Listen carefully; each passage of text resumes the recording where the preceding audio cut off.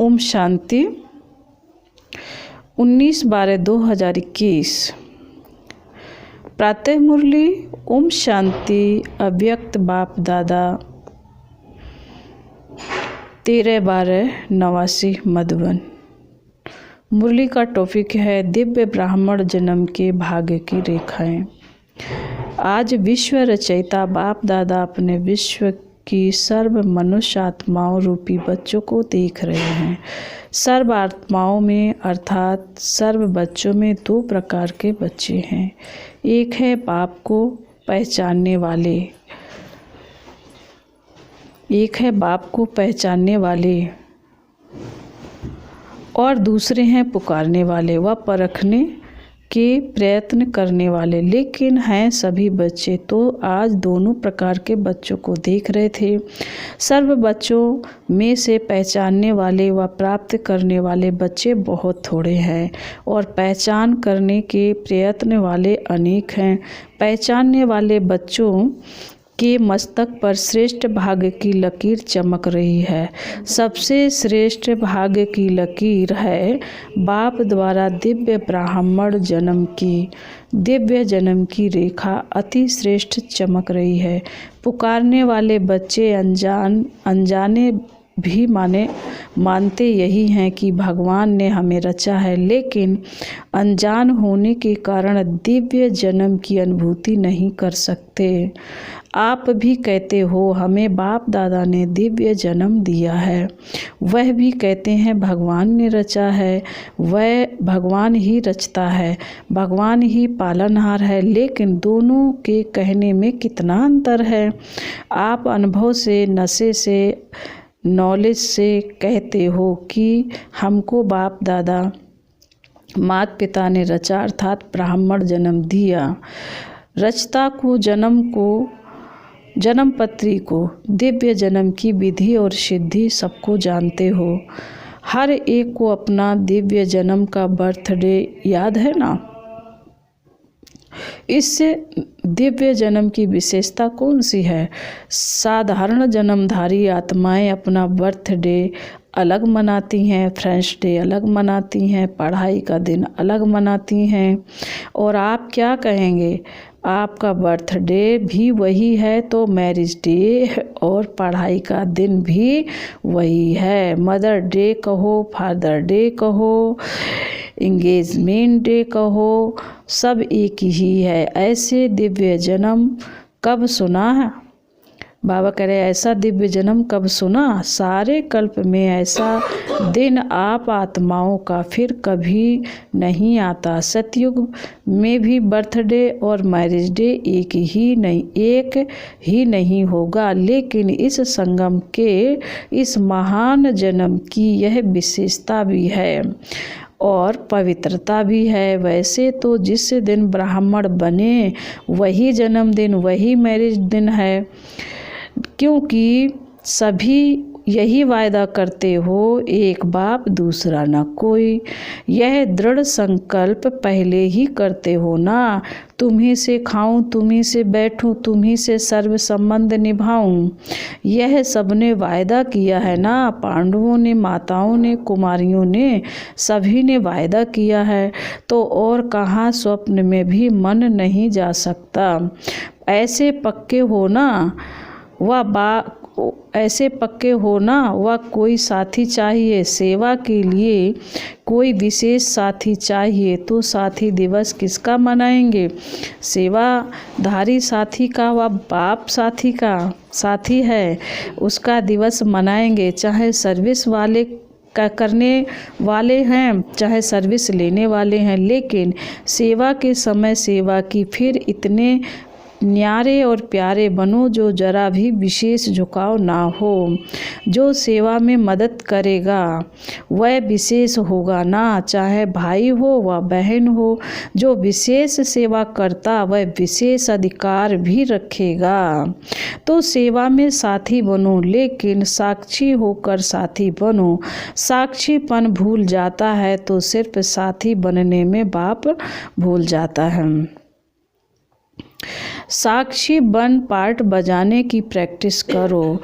हर बच्चे के मस्तक पर विशेष 4 भाग की लकीरें चमकती हैं। नंबर 1 दिव्य जन्म की रेखा, नंबर 2 परमात्म पालना की रेखा, नंबर 3 परमात्म पढ़ाई की रेखा और नंबर 4 निस्वार्थ सेवा की रेखा। सभी के मस्तक में चारों ही भाग्य की रेखाएं चमक रही, लेकिन चमक में सदा एक रस वृद्धि को प्राप्त करने में फर्क होने के कारण चमक में अंतर दिखाई देता है। आदि से अब तक चारों ही रेखाएं सदा यथार्थ रूप से चलती रहें। वह बहुत थोड़ों की हैं। बीच बीच में कोई न कोई बात में भाग्य की लकीर या तो खंडित होती है व चमक कम होती है, स्पष्ट नहीं होती। जैसे हस्त रेखाएं भी देखते हैं ना, कोई की खंडित होती हैं, कोई की एक रस होती हैं, कोई की स्पष्ट होती हैं, कोई की स्पष्ट नहीं होती। बाप दादा भी बच्चों के भाग्य की रेखा को देखते रहते हैं।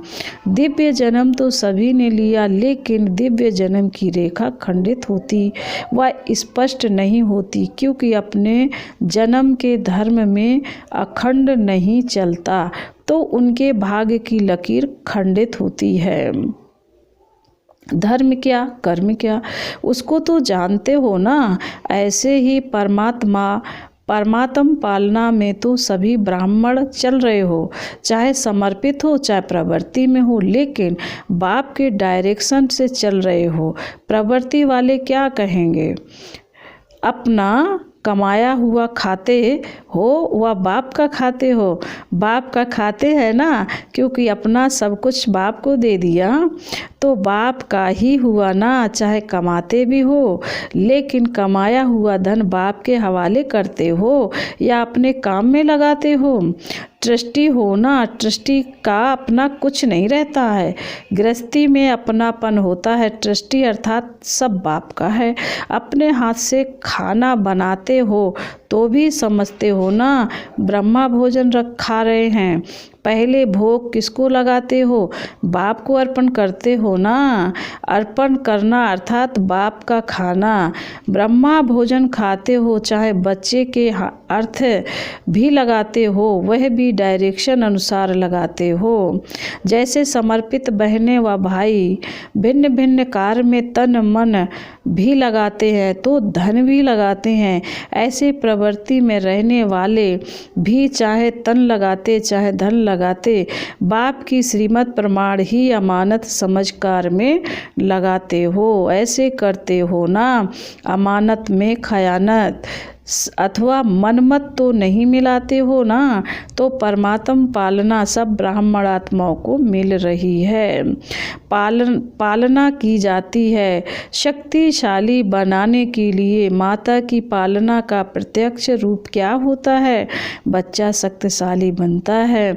तो ब्रह्मा माँ की पालना द्वारा सभी मास्टर सर्वशक्तिवान बने हो, लेकिन कोई बच्चे सदा शक्तियों को कार्य में लगाते और कोई बच्चे प्राप्त शक्तियों को अर्थात पालना को कार्य में नहीं लगाते, अर्थात पालना को प्रैक्टिस में नहीं लाते। इसलिए श्रेष्ठ पालना मिलते हुए भी कमज़ोर रह जाते हैं और भाग्य की लकीर खंडित हो जाती है। ऐसे ही पढ़ाई की लकीर, पढ़ाई का एम ऑब्जेक्ट ही है श्रेष्ठ पद को प्राप्त करना। शिक्षक बाप पढ़ाई सबको एक ही पढ़ाता है, एक ही समय पर पढ़ाता है, लेकिन जो श्रेष्ठ ब्राह्मण जीवन व पढ़ाई का पद अथवा नशा है वह सबको एक जैसा नहीं रहता है। फरिश्ता तो देवता स्टेटस को सदा स्मृति में नहीं रखते। बाबा ने कहा फरिश्ता सो देवता स्टेटस को सदा स्मृति में नहीं रखते, इसलिए भाग्य की लकीर में अंतर पड़ जाता है। ऐसे ही सेवा की लकीर सेवा की विशेषता है, जो ब्रह्मा बाप ने साकार रूप में अंतिम वरदान स्वरूप में स्मृति दिलाई निराकारी, निर्विकारी और निरहंकारी। निराकारी स्थिति में स्थित होने के बिना किसी भी आत्मा को सेवा का फल नहीं दे सकते, क्योंकि आत्मा का तीर आत्मा को लगता है। स्वयं सदा इस स्थिति में स्थित नहीं है तो जिनकी सेवा करते वह भी सदा स्मृति स्वरूप नहीं बन सकते। ऐसे ही निर्विकारी कोई भी विकार का अंश अन्य आत्मा के शूद्र वंश को परिवर्तन कर ब्राह्मण वंशी नहीं बना सकता। उस आत्मा को भी मेहनत करनी पड़ती है, इसलिए मोहब्बत का फल सदा अनुभव नहीं कर सकते। निरहंकारी सेवा का अर्थ ही है फल स्वरूप बन झुकना। बिना निर्माण बने निर्माण अर्थात सेवा में सफलता नहीं मिल सकती। तो निराकारी, निर्विकारी, निरहंकारी, इन तीनों वरदानों को सदा सेवा में प्रैक्टिकल में लाना, इसको कहते हैं अखंड भाग्य की रेखा। अब चारों ही भाग्य की रेखाओं को चेक करो कि अखंड है या खंडित है, स्पष्ट है या अस्पष्ट है। कोटों में कोई तो बन गए हैं, लेकिन बनना है कोई में भी कोई। जो कोई में कोई होगा वही अब सर्व का माननीय और भविष्य में पूजनीय बनता है। जो अखंड भाग्य के लकीरवान हैं उसकी निशानी है वह अब भी सर्व ब्राह्मण परिवार का प्यारा होगा। माननीय होने के कारण सर्व की दुआएं श्रेष्ठ आत्माओं के भाग्य की लकीर को चमकाती रहती। तो अपने से पूछो मैं कौन। तो सुना आज क्या देखा? दुनिया वाले कहते हैं पालनहार, जन्मदाता। पालनहार है, जन्मदाता है, लेकिन जन्मदाता का परिचय ही नहीं। और आप नशे से कह सकते हो कि जन्मदाता परमात्मा कैसे है, पालनहार परमात्मा कैसे है। ब्रह्मा माँ की पालना भी मिल रही है और बाप की श्रेष्ठ मत पर योग्य आत्माएं बन गए हैं। बाप बच्चे को योग्य बनाता है और माँ शक्तिशाली बनाती है। दोनों अनुभव है ना। अच्छा, गीता पाठशाला वाले ज़्यादा आए हैं। गीता पाठशाला वाले कौन हैं? गीता का ज्ञान सुनने वाले। हे अर्जुन, है ना। अर्जुन समझकर गीता ज्ञान सुनते हो या अर्जुन दूसरा है? मैं अर्जुन हूँ यह समझते हो? सदैव यह अनुभव करके सुनो कि मैं अर्जुन हूँ। मुझे विशेष भगवान गीता का ज्ञान सुना रहे हैं। गीता पाठशाला वाले तो सबसे नंबर 1 निकल जाएंगे। इस विधि से सुनो तो आगे चले जाएंगे। टीचर्स को बिजी रहने के लिए गीता पाठशालाएं अच्छी हैं। गीता पाठशाला चक्रवर्ती भी बनाती हैं, बिजी भी रखती हैं, बुद्धि भी अच्छी होती है, मेहनत कम लेते हैं, मददगार ज़्यादा बनते हैं। गांव वाले बाप को प्यारे लगते हैं। बड़े स्थानों पर माया भी बड़े रूप में आती है। गांव वालों को माया भी गांव वाली आती है, इसलिए बहुत अच्छे हो। गांव वाले ज़्यादा संख्या कहाँ की है? बाबा पूछ रहे हैं गांव वाले। अच्छा, ज़्यादा संख्या कहाँ की है? लेकिन अभी तो सभी मधुबन निवासी हो। सभी टीचर्स की परमानेंट एड्रेस कौन सी है? मधुबन है ना। वह दुकान है, यह घर है। ज़्यादा क्या याद रहता है, घर या दुकान? कोई को तो दुकान ज़्यादा याद रहती है। सोएंगे तो भी दुकान याद आएगी। आप लोग जहाँ चाहो बुद्धि को स्थिर कर सकते हो। सेवा केंद्र पर रहते भी मधुबन निवासी बन सकते और मधुबन में रहते भी सेवाधारी बन सकते हो। यह अभ्यास है ना। सेकंड में सोचा और स्थित हुआ। यह है टीचर्स के स्थिति की विशेषता। बुद्धि भी समर्पित है ना, या सिर्फ सेवा के लिए समर्पित हो? समर्पित बुद्धि अर्थात जहाँ चाहे जब चाहे वहाँ स्थित हो जाए। गए। यह विशेषता की निशानी है। बुद्धि सहित समर्पित, ऐसे हो ना या बुद्धि से आधी समर्पित है और शरीर से शारीर। कोई टीचर्स भी कहती हैं योग में बैठते हैं तो आत्माभिमानी होने बदले सेवा याद आती है, लेकिन ऐसा नहीं होना चाहिए, क्योंकि लास्ट समय और अशरीरी बनने की बजाय सेवा का भी संकल्प चला तो सेकंड के पेपर में फेल हो जाएंगे। उस समय सिवाय बाप के निराकारी, निर्विकारी, निरहंकारी और कुछ याद नहीं। ब्रह्मा बाप ने अंतिम स्टेज यही बनाई, बिल्कुल निराकारी। सेवा में फिर भी साकार में आ जाएंगे। इसलिए यह अभ्यास करो। जिस समय जो चाहे वह स्थिति हो, नहीं तो धोखा मिल जाएगा। ऐसे नहीं सोचो सेवा का ही तो संकल्प आया, खराब संकल्प विकल्प तो नहीं आया। बाबा कहते लेकिन कंट्रोलिंग पावर तो नहीं हुई ना। कंट्रोलिंग पावर नहीं तो रूलिंग पावर आ नहीं सकती, फिर रूलर बन नहीं सकेंगे। तो अभ्यास करो। अभी से बहुत काल का अभ्यास चाहिए, इसको हल्का नहीं छोड़ो। तो सुना टीचर्स को क्या अभ्यास करना है, तब कहेंगे टीचर्स बाप को फॉलो करने वाली हैं। सदा ब्रह्मा बाप को सामने रखो और 3 वरदान याद रखो और फॉलो करो। यह तो सहज है ना। यह अंतिम वरदान बहुत शक्तिशाली है। इन 3 वरदानों को अगर सदा स्मृति में रखें, प्रैक्टिकल में आओ तो बाप के दिल तख्त और राज तख्त के अधिकारी जरूर बनेंगे।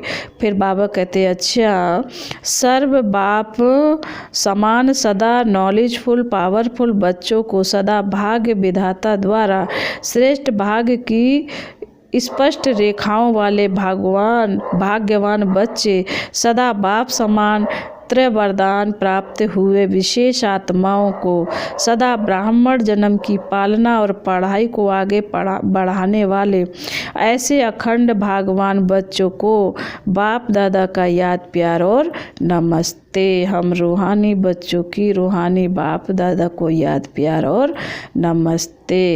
ओम शांति। अव्यक्त बाप दादा की जॉन वाइज बच्चों से मुलाकात। महाराष्ट्र ग्रुप। सदा अपने को सर्व प्राप्तियों से भरपूर अनुभव करते हो, कभी खाली तो नहीं हो जाते, क्योंकि बाप ने इतनी प्राप्तियां कराई हैं। अगर सर्व प्राप्तियां अपने में जमा करो तो कभी भी खाली नहीं हो सकते। इस जन्म की तो बात ही नहीं, लेकिन अनेक जन्म भी यहाँ की भरपूरता साथ रहेगी। तो जब इतना दिया जो भविष्य में भी चलना है तो अभी खाली कैसे होगी। अगर बुद्धि खाली रही तो हलचल रहेगी। कोई भी चीज़ अगर फुल भरी नहीं होती तो उसमें हलचल होती है। तो भरपूर होने की निशानी है कि माया को आने की मार्जन नहीं। माया ही हिलाती है तो माया आती है या नहीं। संकल्प में भी आती है। माया के राज्य में तो आधा कल्प अनुभव किया और अभी अपने राज्य में जा रहे हो। जब माया जीत बनेंगे तब फिर अपने राज्य में अपना राज्य आएगा। और माया जीत बनने का सहज साधन है। सदा प्राप्तियों से भरपूर रहो। कोई एक भी प्राप्ति से वंचित नहीं रहो। सर्व प्राप्ति हो ऐसे नहीं। यह तो है एक बात नहीं तो कोई हर्जा नहीं। अगर जरा भी कमी होगी तो माया छोड़ेगी नहीं, उसी जगह से हिलाएगी। तो माया को आने की मार्जन ही ना हो। आ गई फिर भगाओ तो उसमें टाइम जाता है। तो माया जीत बने हो, यह नहीं सोचो 2 वर्ष या 3 वर्ष में हो जाएंगे। ब्राह्मणों के लिए स्लोगन है अभी नहीं तो कभी नहीं। अब समय की रफ्तार के प्रमाण कोई भी समय कुछ भी हो सकता है, इसलिए तीव्र पुरुषार्थी बनो। अच्छा, फिर वरदान में बाबा कह रहे, समय और संकल्प सहित अपने सर्व खजानों को विल करने वाले मोह जीत भव।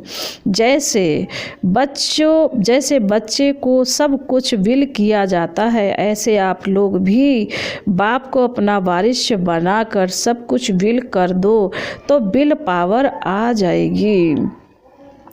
इस विल पावर से मोह स्वतः नष्ट हो जाएगा। जैसे साकार बाप ने पूरा ही अपने को विल किया, वैसे आप लोगों की जो स्मृति है, समय और संकल्पों का खजाना है, उसे विल करो अर्थात श्रीमत प्रमाण सेवा में लगाओ तो मोह जीत बंधन मुक्त बन जाएंगे। स्लोगन है, एक दो का स्नेही बनने के लिए सरलता और सहनशीलता का गुण धारण करो। आज की सूचना है, आज मार्च का तीसरा रविवार अंतर्राष्ट्रीय योग दिवस है। बाबा के सभी बच्चे सायं 6:30 बजे से 7:30 बजे तक विशेष अपने रहम दिल दाता स्वरूप संपूर्ण पवित्र स्वरूप में स्थित हो सर्व आत्माओं को पवित्रता सुख शांति की अंजलि देने की सेवा करें। ओम शांति।